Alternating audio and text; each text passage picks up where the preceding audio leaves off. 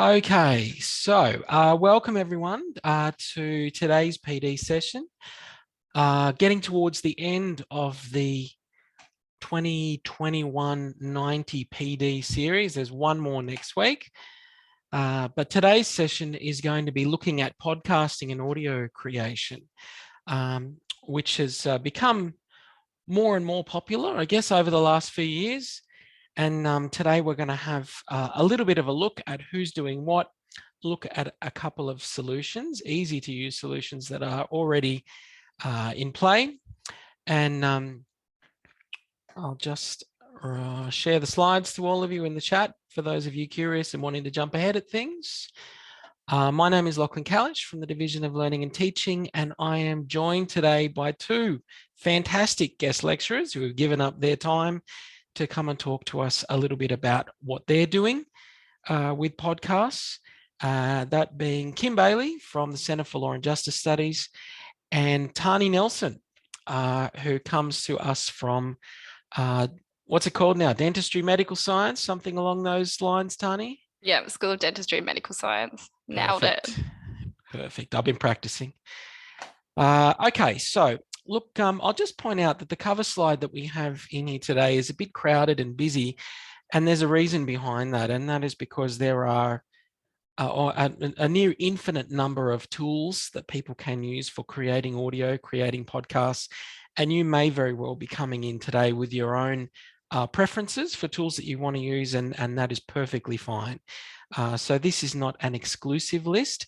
It's simply a look at a number of the tools that we have at our disposal already, either because the university has those products with enterprise licenses, or they're supported, or they're free and easy to use, and people here are using them. So that is why I have these kind of icons sitting around here for things like Anchor FM, Podbean, the Panopto tool, Zoom, etc. So that's not just me being lazy with clip art. It's actually to sort of suggest there are many other alternatives around. So very quickly, what we will be looking at today is a brief chat about what we mean when we talk about podcasts or audio creation and distribution. We've got some exemplars. Most importantly, we've got Kim and Tarni talking about what they do in this space. Me remembering to admit people in the waiting room in Zoom. We will have a look at the back end of Anchor FM, how to walk through creating your first podcast and what to do with that, and compare it to using tools that a lot of you are probably familiar with already. So CSU Replay, Panopto, and how we can get audio out of that, or Zoom, for example, very quickly and easily. And then we'll see how we go time-wise. I always overpromise with these things, but essentially, I've also got a few third-party tools that people can use for subscribing to podcasts and getting hold of content on other devices like mobiles, etc. So as always with our sessions, it's a less than formal affair. We do encourage you to chat away in the chat pod, etc. If you've got something that you'd like to add, then by all means do so. But the intent is really to share practice in these sessions. So that's what we're all about. So let's get on with things. First thing I'd like to have a look at very, very briefly is just a bit around terminology. And that's because over the years, the use of the term podcast has changed significantly. And you see here from the subtitle that I've got going on, where I have been asked on a number of occasions if I'm talking about sound grabs when I talk about podcasts or audio files, or the technical meaning, the original meaning of the word podcast, which is around creating audio for distribution, and that other users will subscribe to that, and that potentially it would sit within a series of episodes, and that people would need to subscribe to get a hold of that. We don't hold too strictly to that terminology, but just be aware that certainly educational designers need to be aware that when academics come to us and say, I want to make some podcasts, they may not necessarily be talking about creating a series of audio recordings to distribute. They might actually just be talking about recordings that they want as part of their learning materials. And the terminology just gets used quite interchangeably. could just be files, they could be talking about distribution. And we also quite often have people even talking about video podcasts. So you may hear terms like vodcast, for example, thrown in there.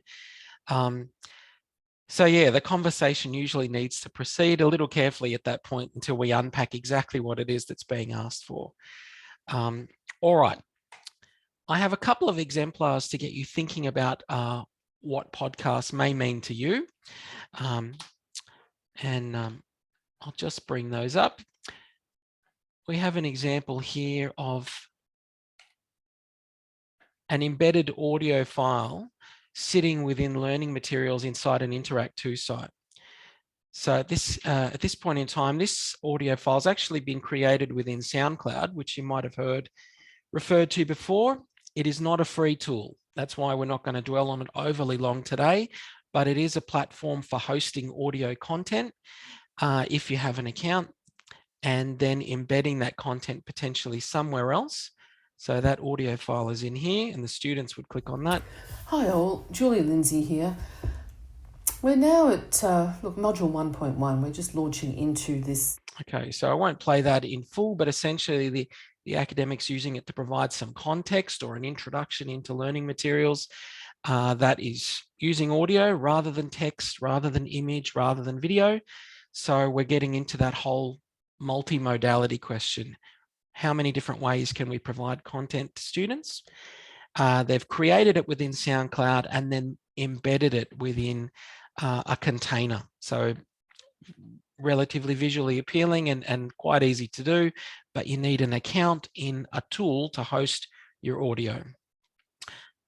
What else have we got going on here? I did spot Hayley McEwen in here, and Hayley, I generally dob you in for this session on podcast, because back in the day in 2019, Hayley was creating podcasts relating specifically to subject in law that she was teaching, equity and trusts. And she had a series of podcasts created within the Anchor FM platform. And my take on that essentially is that these were support resources to enhance the existing learning materials within the subject site. So she's created them within Anchor and can then direct students to them, encourage people to subscribe to them, or embed them within the learning materials. So that's using Anchor FM, which we will have a look at today, how to make episodes within that platform. Here we have an example of a podcast which has been created somewhere else, and it has then been dropped into a Padlet wall. And Kim Bailey, I think this might have been you back in the day. When's this from? 2021-30, so only a year ago.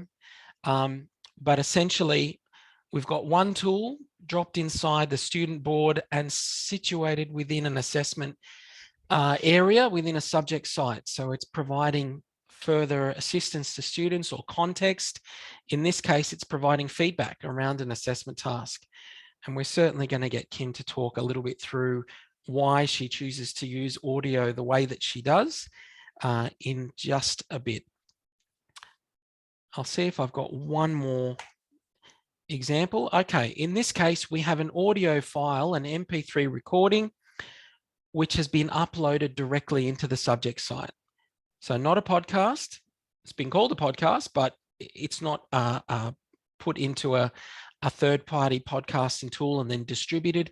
This is simply uploading an MP3 file directly into the subject site. And in doing that in Blackboard gives us this embedded media player that the students can hit play on, for example. This information is brought to you by Charles Sturt University. Okay, and in that case, it's got a disclaimer at the front. So we've got 4 different ways of getting audio into subject sites relatively easily. Those are the exemplars that I wanted to put in front of you initially before we throw across to some of our guest presenters today. And Kim, I'm going to introduce you in terms of what you've been doing in the Centre for Law and Justice Studies over the last couple of years now with audio. Kim's a lecturer for the Centre for Law and Justice Studies in a number of different subjects. And before I let you talk, Kim, I just want to say a brief kind of scramble through your subject sites for me, I managed to locate you using audio in a number of different ways, in some cases to enhance learning materials, at other times to support residential school content that's provided to students, sometimes to promote. In other instances, I've caught you having chats with people in industry, for example, and putting that in front of students so that they're given a bit of real world context. As we just saw a second ago, sometimes it's used to support or provide feedback in and around assessment. And in other cases, as almost an initial conversation to kind of direct students or give them suggestions around how they might want to approach their studies. So at this point, I'm going to throw across to you and say, what's this whole thing about audio for you and why you choose to use it in all these different ways? Thanks, Lachlan. Yeah, I guess when we're teaching online, which is what the Bachelor of Laws program is, it's purely an online degree. We have to think about the fact that our students will connect with us in different ways at different times and potentially also on different platforms. So sometimes you find yourself saying the same thing in different ways and on different spaces throughout the course of a subject. And so I try to make sure that the communication is always really clear, particularly around assessment and unpacking assessment, but also too just as to where we're up to, how they're going, and that whole feed forward process that surrounds assessment. So I use podcasting on a number of platforms. I'm really loving Anchor FM. That's working really well. But I also use Panopto if I need visual and video as well. I also use Zoom for the beginning of subjects as well, for a walkthrough of the subject site before students even start, so that I can show them where everything is in their subject before they even commence their studies. So I've found it's really vital for my students, and the feedback that I get from the students in SES surveys is that the podcasts really connect with them. A lot of them, some of the things they've told me is that, you know, they have a long commute and they're often listening, because Anchor particularly can be listened to without having to access the subject site. You can access it through Spotify, I think through Apple as well. Is that right, Lachlan? Lots of different platforms. They are often listening to it in their commute, in their car, or in their bus ride or whatever. So that's really helpful while they're going for a run, while they're going for a walk. Lots of different ways to digest content, which actually is really important in law because it's a very content-heavy, reading-based discipline. So it's just thinking about a different way of communicating to students. In terms of the feed-forward process for them as well, deconstructing assessment for them in terms of collating frequently asked questions. So what I'll do with assessment is I've got a Padlet wall in the subject site where they're posting questions on each assessment item, as well as the discussion board, as well as private emails where they're not prepared to actually put it out in public. And I'll collate all of that information and do a frequently asked questions podcast and drop that in the subject site into the Padlet wall, just to tell them, okay, well, this is what you're all asking me about this assessment task. Here's my answer to your question, so that they can have a quick sound grab on what they might need to know. And so too with feedback as well. This is what you all did well as a cohort. This is what we need to work on, thinking about the upcoming exam. Yep, so that's Anchor there, which is great. And it's if I can use it, anyone can use it. I'm not particularly technically brilliant, but it's really great to, it's a free device and it's so easy to use in terms of embedding in your materials and recording as well. So look, you've been pretty prolific in this space, and you were talking a minute ago about having to make decisions around which piece of software to use, basically which tool. When is that happening for you? Are you thinking about podcasts, for example, now when you're looking at subject outlines and subject planning for the session ahead, Kim? Yeah, absolutely. So I'm thinking about the different ways I can communicate. So our subjects, like everybody's, I assume, go live on the 14th of February. A lot of my students are, well, a lot of CSU students really are first in family, tertiary educated, mature age, juggling kids, family, etc. And they want to know what's going on in the subject well before the 14th of February. So one of the ways I can communicate with them is to send an early announcement and to send them the RSS feed to the podcasts that I've recorded ahead of time on the subject. So if they want to get a head start on the lectures for the subject, they can do that. And as I said a minute ago too, Zoom is the other way. I'll be recording a walk through the subject site as well, and thinking thinking about what is it that they want to know at this point when they're entering the subject, what things might they be worried about, what things might be helpful to them. Now, you've just mentioned sending out podcasts, for example, to students at the prior to the session starting. Would I be right in thinking you might have already done that for one of these subjects? Yeah, I have. So which subject is it in? Civil procedure, I think. No, actually, yes. No, actually, professional legal conduct 309, law 309. So I sent an announcement this week just saying to them, here's your textbook so that you can order that ahead of time. This is when your subject site goes live. These are the resources you will need. And if you're really keen, here's your first week's readings. And here is the link to the podcast if you want to start listening to those podcasts. So for those who are super keen, they can get a head start on the subject. But for everyone else, that's fine. They can access those when they get into the subject site if they just want to leave it for now.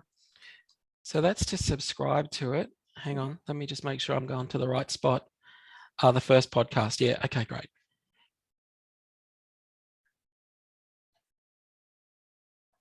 Okay, and there are the episodes. Yep, that's right.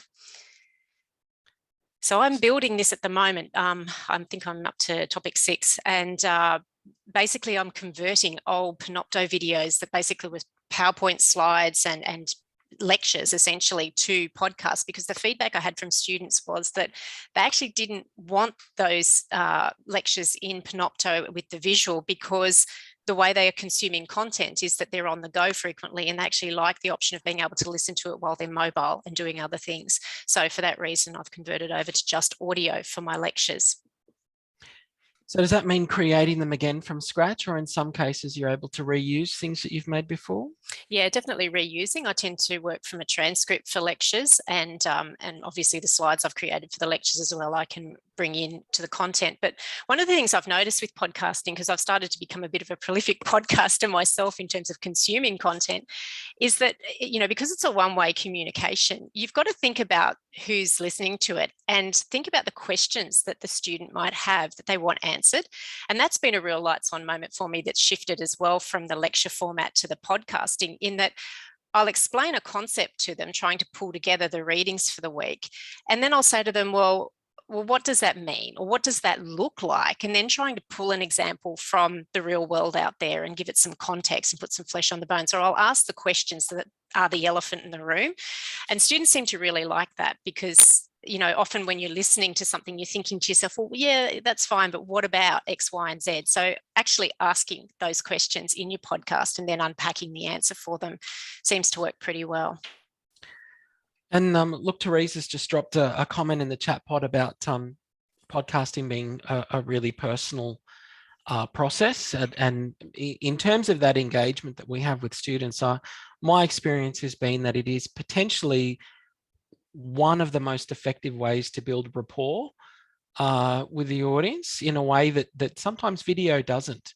The more polished and professional, etc., that your video recordings tend to be, that certainly has a time and a place. But those casual conversations that you sometimes see, or people basically riffing about their own thought processes, etc., in and around providing context for how to approach that week of learning, for example, really frame things for students in a register, in a voice that they're not going to find anywhere else. They're not going to get it in text. They're not going to get it in a professionally polished kind of concept lecture, etc. So it's not that it replaces any of those things. It gives you the potential to provide another channel for meaning making that hopefully should become a relatively painless, easy, and maybe even enjoyable, I hate to say it, you know, process for some of it. And it's pretty obvious to see that you're enjoying doing exactly that, Kim, over the last kind of year or two. Yeah, no, it's been really good. And Claire, I can see you've asked a question about the length, and that's a really good question, because that's something I've been trying to work around as well. I think studies show that 40 minutes is maximum capacity for anybody to take on audio understanding, particularly if it's content you're talking about. 40 minutes is probably the longest, but one of the lights on moments I had last year was I had a student who was really struggling, and I couldn't work out what was going on with this student. So I had a Zoom meeting with her, and it came out during the course of the conversation because it was clear she knew the content, but her writing was just abysmal. She's dyslexic and she hadn't gone on a disability plan, hadn't sought any help for that.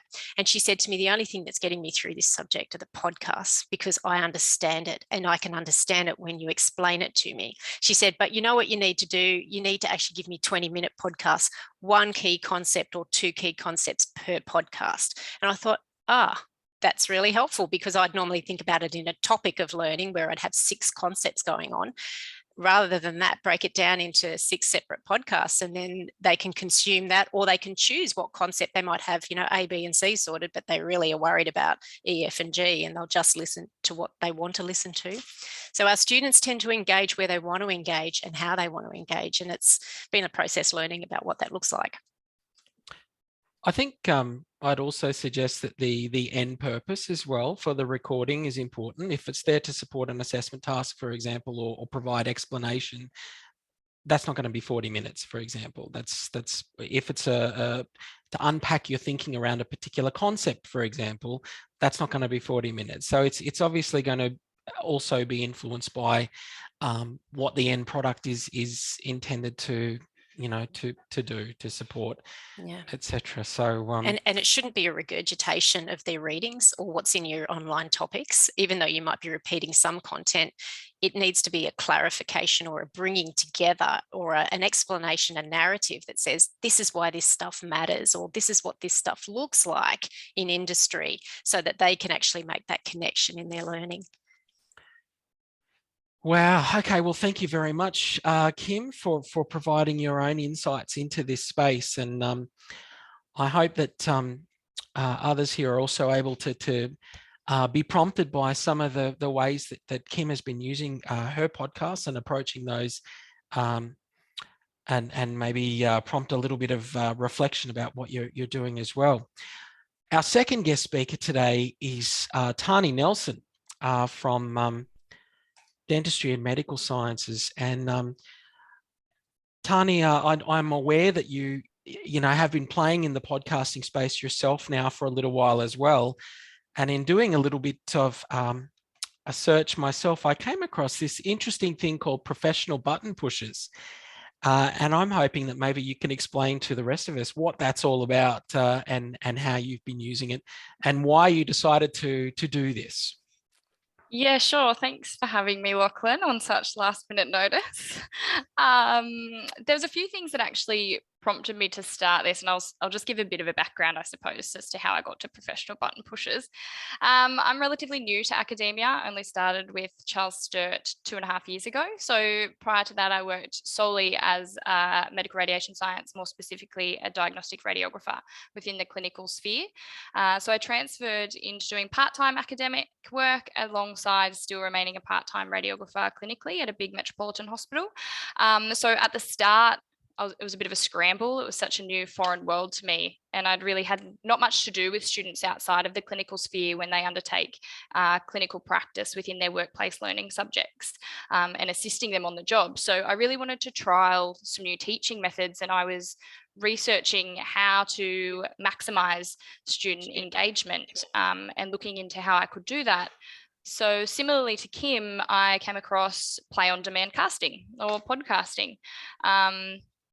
I sort of utilize mine within and embed it within a first year, first session undergraduate subject, MRS 120. And that is a huge tie together of all our medical radiation strands, which include nuclear medicine, radiation therapy, and diagnostic radiography. And I sort of use my podcast professional button pushers, which is what we get called colloquially by people who aren't within the profession. They call us button pushers. So I thought, who better to play your own profession than yourself when you're one of them? If you can't beat them, join them. And so that gave me the name for my podcast. Mine is more used as industry insight specifically. So I really utilize my collaboration with industry still and tertiary education to be able to have a sort of informal Q&A discussion with subjects that I've met along the way, whether that be I've worked with them abroad or within the country, or the medical radiation sciences is just a small world, really. So even if I just know them within the industry, it's allowed me to sort of open students' insight into perhaps different areas of the career that they hadn't ordinarily considered. So, for example, within one of my podcasts, I interview a forensic radiographer and introduces them to the life of forensics within a morgue. I interviewed one of my colleagues within the United Kingdom about working within central London during a global pandemic, and then such things as a physicist, nuclear medicine technologist, as well as a radiation therapist. So I really, without constructively aligning it to any sort of assessment tasks or learning objectives explicitly, it really does complement each classroom weekly delivery as sort of an additional or supplementary material. So I do use Leganto as well for reading purposes, but I really utilize the use of audio, similarly to Kim again, as how the Charles Sturt University demographic spans rural and regional, and we have those students that really like to play on demand when they're at the gym or traveling to and from work or uni, so that they can still listen to these as they go. Sort of like a sandwich on the run, I guess. And in terms of, you've made quite a few here, did you find that there was a long process of sort of preparation and research, etc., before you made these, Tarni? Like, how much work was going into making each of these? I actually really enjoyed making them. I know that sounds a bit dorkish, but it was such a new avenue for me. And I thought, do you know what? Students probably get a bit sick of my voice, and hearing from somebody who is external to tertiary education and they still feel like is on the front line every day, and teaching through narrative I really enjoy. So I did formulate questions for the interviewees ahead of performing the podcast interview, not so that it was polished, but just so they had great relevant examples to whatever we were discussing. But outside perhaps collaborating and organising these interview times, especially with people abroad where time schedules are all over the place, I found it didn't actually take me too much because I did really enjoy channeling my energy there. And I found the Anchor platform really simplistic to use. I'm not tech savvy at all. So I really enjoyed Anchor in the sense of being able to record and have music overlay and then be able to come back to it later.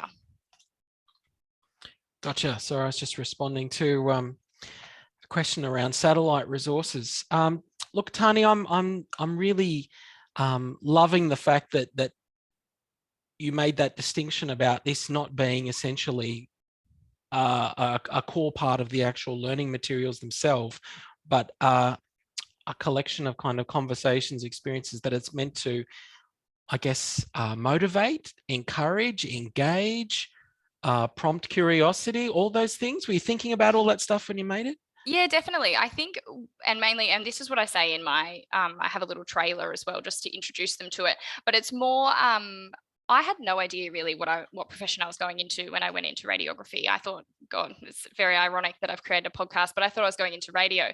So I actually just wanted to be able to provide students with that insight, so they had a bit of an idea coming into first session of what profession they were getting themselves into.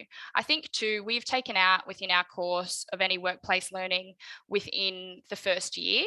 So being able to listen to guest speakers that ordinarily we don't have the time to accommodate nowadays in our timetables, really allowed them to have an understanding of what they had actually chosen across all three strands. So the medical radiation sciences span far and wide, and I'm no expert on radiation therapy or nuclear medicine. So being able to harness that and channel that for the students, I found to be very beneficial in student evaluation feedback, but also in just student emails and talking within the classroom.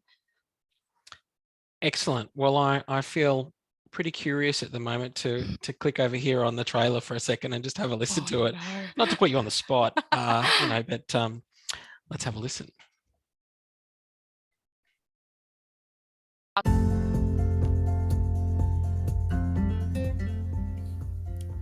Hello, my name is Tarni Nelson and I'm the host of your new favourite podcast, Professional Button Pushers. I'm a trained diagnostic radiographer, and I started this podcast with the idea of providing insight to the undergraduate medical radiation sciences and how multifaceted a career within the radiation sciences can be. I remember back to being an undergraduate student myself with so many balls up in the air, and to be honest, I half thought I was going into radio and I half thought I was going to something health related. Perhaps it was my lack of knowledge and my laziness to look into it. However, I wasn't too sure what I was in for or what the end of university even looked like. I'll stop it there. Loving it, Tarni. Loving it. I think. When you sorry, hear your own did I voice not back. mention I was going to put you on the spot like that? Oh, I'm sorry. That's fine. Yeah, absolutely. Look, that's certainly one of the experiences that I've always had. The feedback I've had from people making any type of recording of themselves, whether it's making screencasts, whether it's making podcasts and things, is certainly initially as well that self-consciousness that you have listening to yourself. But it's also so important that you do that, because if you're someone that speaks particularly fast normally, you're going to hear it in stereo for, when you start listening to your own recordings. So it's pretty important. I think the only thing I wanted to add is I've only utilized Anchor, but I do find I can embed it not only within the I2 site, but I can also embed it within my Padlet wall, and it's really easy to use. And there's an app for it, so students can download the app and listen to it on the app as well. Absolutely. Look, we're going to have a look at Anchor right now. What I actually am going to do, Tarni, if you're okay, is I might drop the link to your podcast channel into the chat pod. There's some people that would like to listen to more. Go for it. Is that okay? Go for it. All right. So let me. It's very unpolished. Just a little disclaimer. Let's go with. There's a URL. Okay. So I'll drop that in there. And let's have a look at the platform that we've been talking about so much. So Anchor FM. I'll just see if I have any slides talking about this first. Okay. I do have a cheat sheet for using Anchor, and I'll give you the link to doing that so you can download that yourselves if you're keen to download that. But the platform itself is located at anchor.fm. And the reason that we're talking particularly about Anchor today is the fact that it's possibly one of the best free tools I've come across for creating podcasts and audio, particularly for people that are new into the space and that don't want any of the hassle of having to understand a complicated sort of user interface, any of those sorts of things. It allows you to make an unlimited number of recordings. That's pretty amazing for a free tool to begin with, to let you make as much audio. There are some limitations in and around it, and we'll get to that. But I'd just like to walk through how easy it is to start using this particular tool. So I've gone to anchor.fm. I'm going to click up here under sign in. And if you have any of these types of accounts already, Facebook, Google accounts, a Twitter account, an Apple account, you can use that to sign in and start using Anchor from the get-go. And that's what I'm going to do today. You can actually sign up just with a private email as well if you don't have one of those types of accounts. But I am finding now that quite a lot of academics have a Google account because it gives you access to so many other types of tools. So that's what I'm going to click in now. In this case, I will just jump in using my personal account. Oh, really? Now watch me get my password wrong any number of times. Let's go back and just sign in as the Centre for Law and Justice Studies. Why not?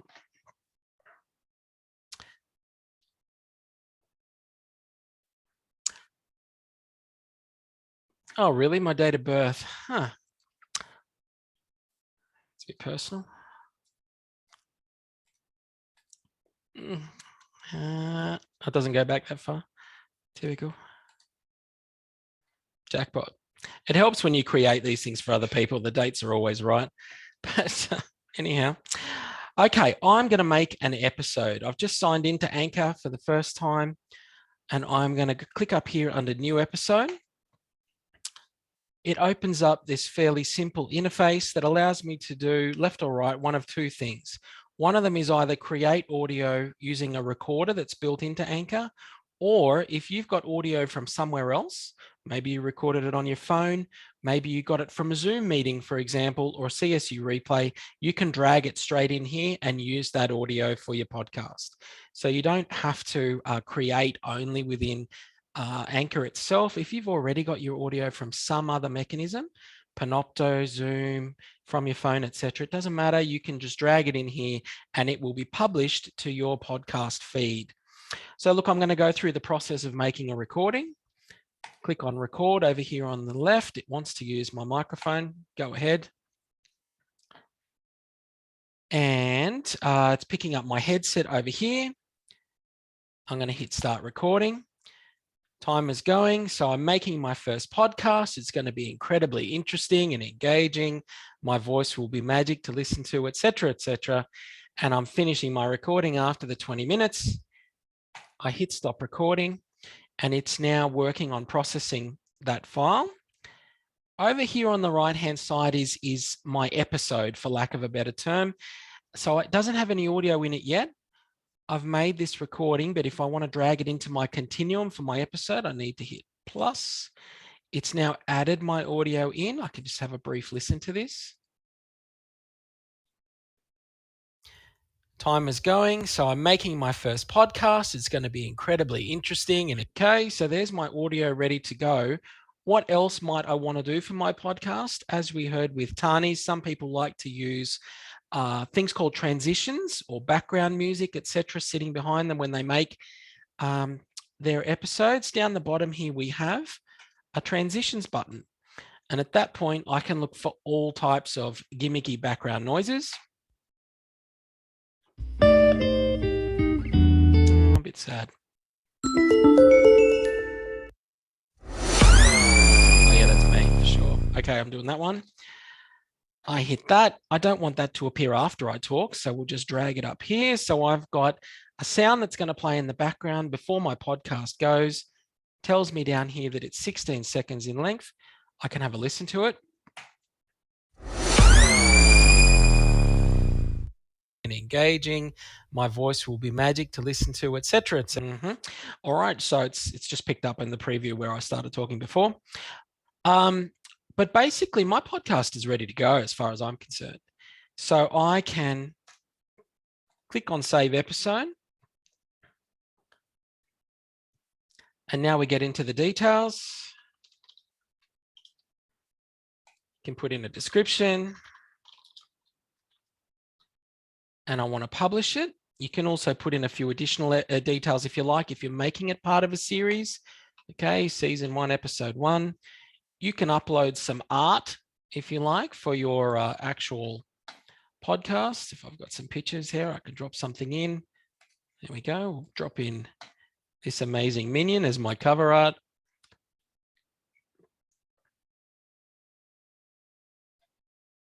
Okay, so this is what the thumbnail will look like for my podcast. Not too worried about those additional features, but I'm going to hit next. This is the first time that I've used this channel to create, so it's looking for a name for it.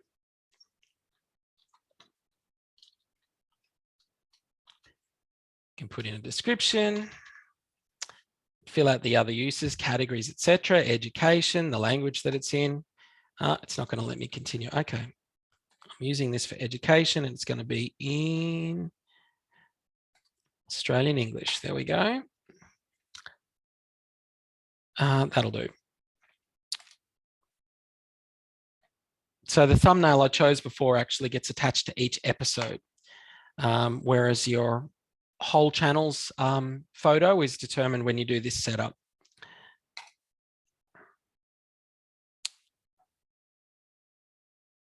Just wait for this to finish. Obviously, you're only going to have to go through this process the first time that you use the tool. I'm ready to publish. Okay, I'm almost live. What else do I need to do? All right, at this point in time, we talk about RSS feeds. If you want your users to be able to subscribe to your podcast channel, you're going to need to use an RSS feed and provide them with that detail. As we saw earlier in Kim's announcement to a student, she provided them with the link to subscribe, as well as individual episode links. So I'm going to turn on RSS distribution, and there it is. I can now copy and paste that and give that to students, for example, and tell them, subscribe to this. It's going to be filled full of amazing things. If people are using other platforms like Spotify, you can give them a link to that. It does publish to both simultaneously because Spotify has bought Anchor FM. It's owned by Spotify now. So your podcast will actually be published on both those platforms. So this is probably a good time to bring up the question of public versus private. When you make your podcasts on these platforms, they are going out into the public sphere.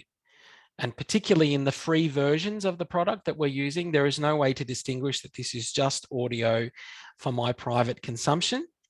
It's been published onto that podcasting platform. And if someone's subscribed to it, they're going to hear the content that you've been putting up there.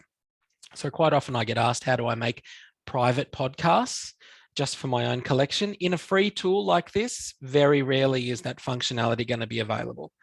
You're making the recording, it's going out into the public sphere. They will need the link or some way of locating it, but it'll be searchable, it'll be public. Okay, so look, I've made my podcast. It's also telling me that I can get it into these other platforms if I wanted to, but you need to keep in mind that a lot of them are going to be paid services and people will need to subscribe to those, or in some cases for you to publish to them, you'll need to be paying for that to happen as well. So that differs depending on the product. The reason we're looking at Anchor today is because free platform, free distribution, it's published, and our episode is now available for students to subscribe to. Our website now for Anchor, if I click on my dashboard, will actually list all my episodes. And I can start listening to those, for example, if I want to. If I wanted to take this podcast and in fact put it within a subject site, remember we looked at some embedded audio before, I can open my podcast. That's the individual recording I made, podcast 1. And over here down in the bottom right, we've got the embed code. So I can click on this button, it's copied that code. And if I was to go into an i2 site, like this, and build a new content item, build content item. There's my podcast. I'm going to turn on the code button over here in the editor and Control V to paste my embed code. This is being recorded, so you can watch it again if you need to. But my podcast, along with my thumbnail, is now embedded within my subject site. So I've made the recording, I've uploaded it, it's been published in Anchor, and if I want it to be part of learning materials, for example, very quickly and easily, you can do that. And there's my audio for my students embedded as part of my learning materials. So not only have we got the service that can be subscribed to, we've got audio content that can be embedded within learning materials very quickly and easily. So look, I'm not going to spend a massive amount of time more on Anchor today. I'm happy for people to have a play with the cheat sheet that I provide for this, and certainly to contact me directly, and we can go through it in as much detail as you like. But we're giving it a real plug today because it is such an easy way of getting content, firstly, into a podcast channel.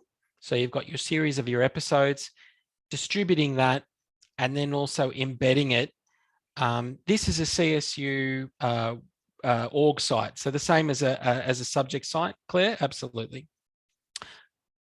What I want to point out as well is how easy it is to get content out of other tools that we use, like CSU Replay. So if I go into a subject site where I have CSU Replay recordings,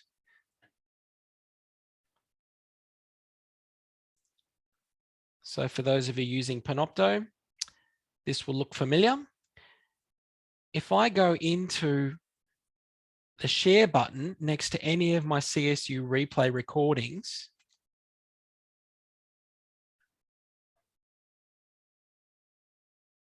and I go down a little bit through this list, under the outputs button, if we scroll down a little bit, I can download the audio file of my recording. So if you've made video recordings in Panopto and you want to put them into a podcast channel, like Kim was talking about before, recordings that you'd made elsewhere or before, and you want them as an audio recording, you can grab it from here and upload it straight into your Anchor channel. There is, okay, Claire, you've asked a question about CSU site that houses all CSU content. That's a slightly tricky one. I could tell you that DOMS, for example, the Digital Object Management System at doms.csu.edu.au, I hope, is a repository for CSU content. Mostly what goes in there is images and documents, etc., but some media is loaded in there. It's just a storage repository. In terms of video content, Panopto, the CSU use of Panopto or CSU Replay is where academics generally store their video. If they want it to be preserved, and if we compare that to something like Zoom, if I go into the back end of Zoom, your Zoom recordings by default will last for how long? I think everyone's probably across this, 1 year. That's it, Tarni.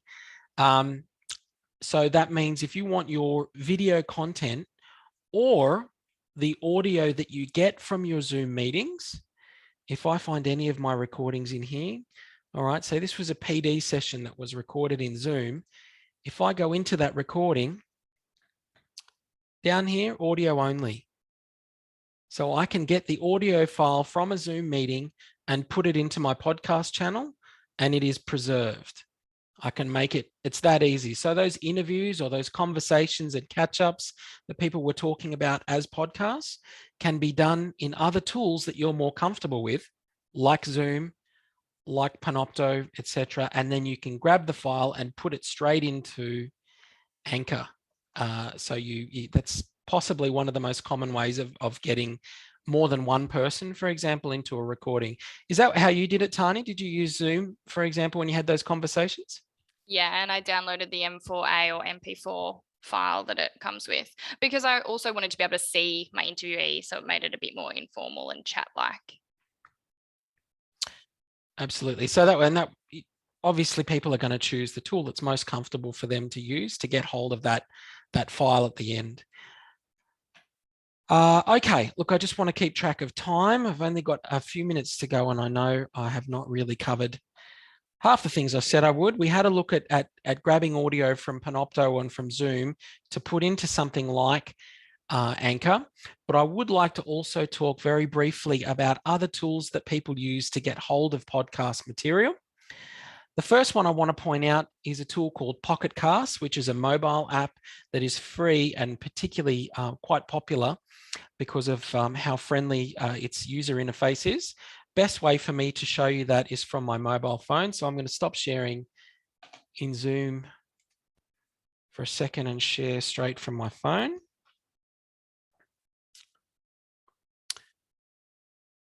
Okay, so let's go across into Pocket Casts. This is what one of the podcast channels we looked at before looks like inside Pocket Casts, and you'll see that it organizes each of the episodes underneath. And that's because I've taken that RSS feed that we got from our channel and I've subscribed to it in this tool. So if I have a look, this is the homepage for Pocket Casts. It's a free app. That's again my starting point. Free, easy to use. It organizes all of the podcasts that you subscribe to along the left there. And then once you get into those, you can then bring up each of the individual episodes, for example, to listen to. And whilst people might use apps like Spotify and iTunes, etc. A lot of those services rely in some way on you having a paid subscription to a particular product. And that's why I'm plugging the use of the Pocket Casts app over the others, that it's particularly easy for you to get hold of podcast content through this app. That's how a lot of students will be getting hold of it if they don't already have one of those other types of services. I know a lot of people have Spotify accounts and things now as well, but we can't really just promote one way of accessing these things if it isn't accessible across the board. So that's why I talk about Pocket Casts on the mobile phone. I'll stop sharing that now. Next one.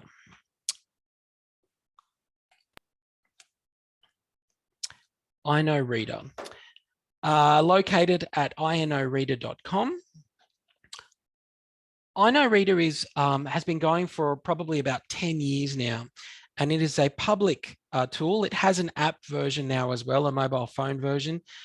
It's generally regarded as quite no frills. They don't spend a lot of money on developing sort of a schmick interface, so to speak, but it is a very powerful free tool that allows you to collect all sorts of different content.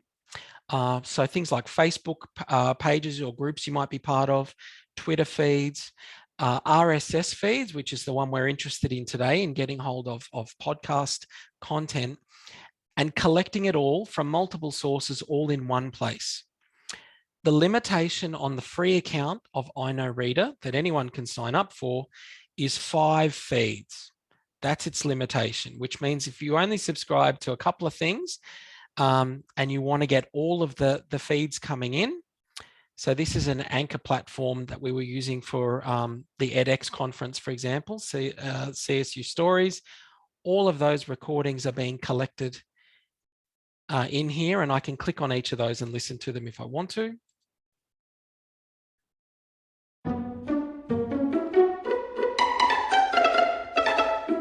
Okay, there's a transition at the beginning of that one, but basically all of them will be collected there. So there's no limitation on the number of recordings within a feed. You can listen to all of them, and any new content that comes in, you'll have access to. But there is a limitation on the total number of feeds you can subscribe to under the free version of this tool. So if you're just getting started in this space and want to subscribe to a few things and see how it works, I would thoroughly recommend that you use iKnowReader, because you can get it on your phone and also on the computer and collect all of those feeds in the one place. I also like to point out with this product is that it also captures video feeds. And when we have CSU Replay recordings, for example, all of those can be subscribed to by students.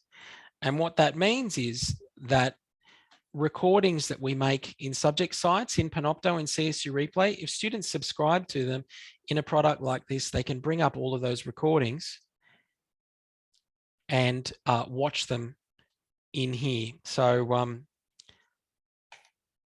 as he brings up one that might not be working. I could also find that the subject sites might be archived now, which in Blackboard, which might account for why I can't see the video. But essentially, if you subscribe to them, you'll be able to watch and listen to the video from your subject sites in here as well. Why you want to do that? Well, Tarni, maybe you hit the nail on the head before when you said that students are accessing this stuff on mobile devices and not necessarily looking at an I2 site to get hold of it. If they subscribe to it through one of these services, they can listen to these things outside of being in front of a computer, for example. Is that what you were suggesting, I think, beforehand? Is that accessibility, mobile use? I think that was Kim, but yes, I agree. Okay, no worries. Okay, so look, that's iKnowReader. Have a play around with it. It's fairly versatile, but no frills in terms of its use.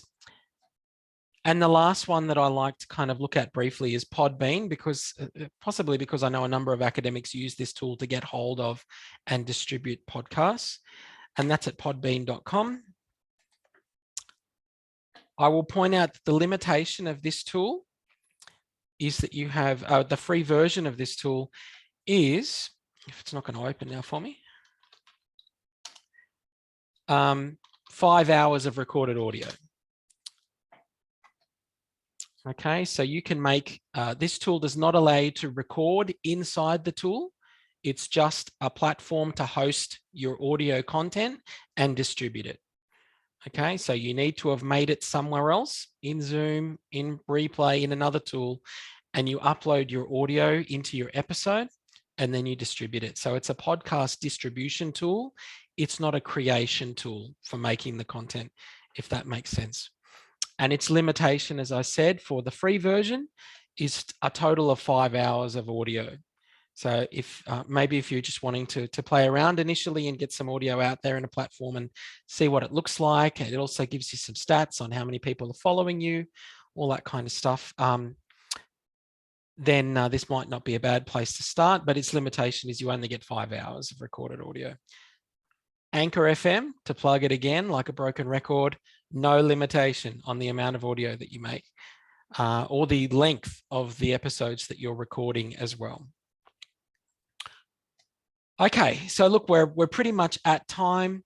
I might put a few of these teaching ideas that we've heard some of them talked about today in terms of the way that these audio creation distribution tools are used, potentially either providing some context around the week ahead, concept lectures, an instructor breaking down an assessment task or providing feedback around an assessment task. Kim Bailey, I'm looking at you.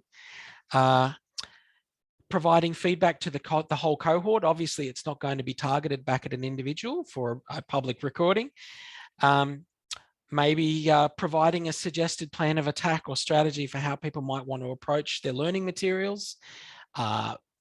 Maybe providing your own kind of breakdown of a particular reading that might be your own take on it. Again, it all feeds back into that idea of another channel for making meaning of materials that we provide to students in other ways.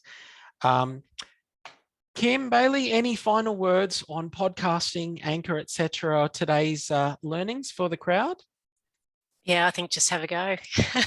You might be surprised, as Tarni said, you actually do enjoy it. And it's if you can try and imagine it or conceptualize it as a conversation, it will go well and your students will actually respond really positively to you. So, and be yourself. It doesn't have to be perfect. So often I'll say to them, this week we've got a really difficult topic, and I've got to say I have trouble getting my head around this topic. And I think if you can humanize it, that it will really get traction with your students. Excellent. Tarni Nelson, parting words for the crowd?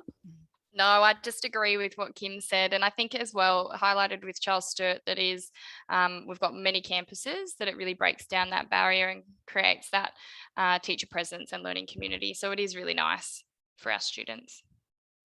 Wonderful. Look, thank you both for sharing your time and your experiences with all of us today. And thank you everybody for coming out so early in the new year. I wish all of you a productive, happy, engaging and podcast full teaching year ahead. And we look forward to seeing you at the PD series as they continue each Tuesday and Thursday. Thank you all, and I will catch you around.